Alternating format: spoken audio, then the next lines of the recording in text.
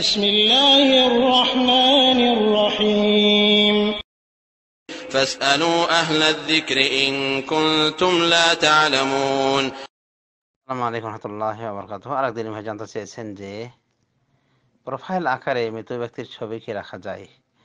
আমি বিষয়টা ক্লিয়ার হতে পারিনি যে এই মৃত ব্যক্তির ছবি মানে কি পরলোকগত ব্যক্তির ছবি নাকি মৃত লাশের ছবি।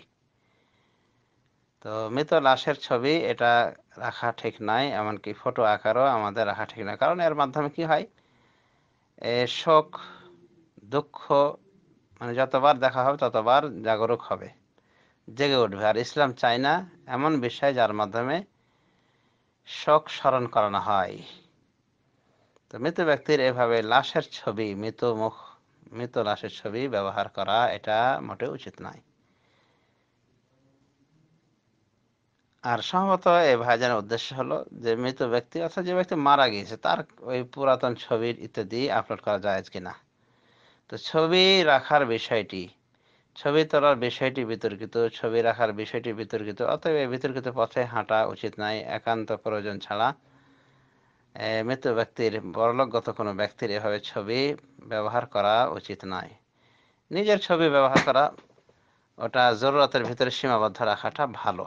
কারণ উলামায়ে দ্বীনের ভিতরে ইখতিলাফ রয়েছে বর্তমান ছবিগুলি বৈধ না অবৈধ। যদিও বেশ কিছু উলামায়ে দ্বীন বলেন যে বর্তমান ফটোগ্রাফির মাধ্যমে যে ছবিগুলি তোলা হয়, অনুরূপভাবে ভিডিও আকারে যেগুলি তোলা হয়, এগুলি আসলে ওই নিষিদ্ধ ছবির আওতাভুক্ত নয়। যে নিষিদ্ধ ছবির শাস্তি এসেছে, বিভিন্ন হুমকি ধমকি এসেছে যে যে ব্যক্তি ফটো অঙ্কন করবে সে জাহান্নামে যাবে, এবং তাকে বলা হবে যে এই আহিউ মা খালাকতুম, তাদেরকে বলা হবে যে তোমরা যা সৃষ্টি করেছে সেগুলিতে জীবন দাও।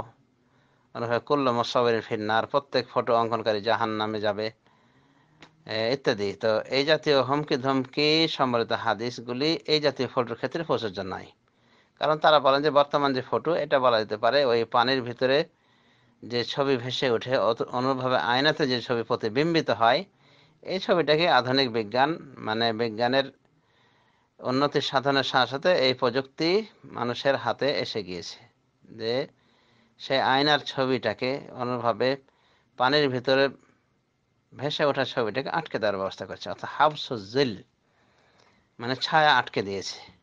তো এটা আলাদা কোনো ছবি নয়, আলাদা কোনো আর্ট করা কোনো জিনিস নয়, এটা বৈধ রয়েছে বেশ কিছু ওলামায়ে কেরামের দৃষ্টিভঙ্গি। আবার অনেক ওলামায়ে দ্বীন মনে করেন যে না, ছবি ছবি, সুতরাং বিতর্কিত পথে আমাদের যাওয়া উচিত নয়, সহজেই যাওয়া উচিত নয়। হ্যাঁ, এরপরে যারা জায়েজ বলেছেন তারা বলেন যে যে সমস্ত ফটোগুলো দেখা যায়, সে মানুষ দেখা যায়, তাদের ফটো রাখা যায়। তার মানে কোনো ব্যক্তি যদি ফটো রাখে তাহলে তার ওই ফটোগুলি রাখা বৈধ, যেগুলির সাথে দেখা করা তার জন্য বৈধ রয়েছে। সুতরাং কোনো পুরুষ ব্যক্তি তার নিজের বাপের, মায়ের, অনুভব বোনের, খালা, ফুফু ইত্যাদির ফটো রাখতে পারে, যাদের সাথে বিবাহ আজীবন হারাম। কিন্তু যাদের সাথে বিবাহ হারাম নয়, বরং বৈধ রয়েছে, 100% হালাল, যেমন খালাতো বোন, চাচাতো বোন, ফুফাতো বোন, এদের ফটো রাখা যাবে, রাখা যাবে না। যেগুলি হারাম সেগুলো রাখা যাবে না। অনেক কোনো নগ্ন ফটো রাখা যাবে না, বিশেষ করে বেগানা কোনো নর নারীর নগ্ন ফটো রাখার ইসলামে অধিকার নেই, ইসলামের বিধান নেই। এক কথায় নগ্ন ফটো থেকে পরহেজ করতে হবে। তো যেগুলি দেখা হারাম, যেগুলি নর নারীর দিকে দেখা হারাম, সেগুলির ফটো রাখা হারাম, এটা খেয়াল করতে হবে। আর অযথা অকারণ এইভাবে ফটো দিয়ে প্রোফাইল বানানো এটা উচিত নয়, এটা উচিত নয়। বিশেষ করে মৃত ব্যক্তি মারা গেছে, কখন মারা গেছে ওর ওর ওই ছবি ধরে ধারণ করে রাখা হয়েছে, প্রোফাইল আকারে রাখা হয়েছে, এগুলো ঠিক নয়। এগুলি বলা যেতে পারে ইসলামের শিক্ষা দীক্ষার বিপরীত। এমনি যদি কেউ ফেসবুকে বা ফেসবুক আইডিতে ইত্যাদিতে পরিচিতির জন্যে, যে অনেকে হয়তো তাকে চিনতে পারবে না ফটো না থাকলে, আর চিনতে পারলে তখন তার সাথে অনেক কথাবার্তা শেয়ার হয়। বিশেষ করে কোনো যদি আলেম হয়, মুফতি হয়, তাহলে তার ফটো দেখে হয়তো বা তার নিকটে ফতোয়া তলব করতে পারে। তো এই জাতীয় বিভিন্ন শারঈ স্বার্থে সীমিত পরিসরে এই ফটোগুলি রাখা বৈধ। এরপরে বিতর্ক কিন্তু রয়ে গিয়েছে এক্ষেত্রে। সুতরাং এই জাতীয় ফটো অকারণে প্রোফাইল আকারে ব্যবহার করা থেকে আমাদের বিরত থাকতে হবে, যথাসাধ্য বিরত থাকা উচিত, এবং এগুলির ব্যবহারকে সংকুচিত করা উচিত। কারণ কিছু আলামাদিন যদিও বৈধ ফটোকে বৈধ বলেছেন, হালাল স্বার্থে ফটোকে বৈধ বলেছে, কিন্তু এরপর কিছু আলেম তো আছে যারা টোটালি না করেন এবং হারাম মনে করেন। সুতরাং ইখতিলাফের বিষয়ে বেঁচে থাকার এটাই তো পথ, যেগুলি পরিহার করতে হবে।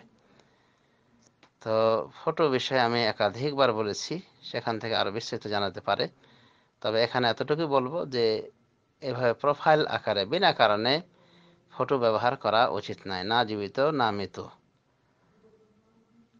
আর বিশেষ করে পরলোকগত ব্যক্তির এভাবে ফটো রাখার পিছনে কোনো ধর্মীয় সার্থকতা নেই, উদ্দেশ্য নেই, শারঈ কোনো স্বার্থ নেই বলে আমি মনে করি। সুতরাং এটা অবশ্যই পরিত্যাজ্য। আল্লাহ রাব্বুল আলামিন আমাদের সবাইকে তৌফিক দান করুন।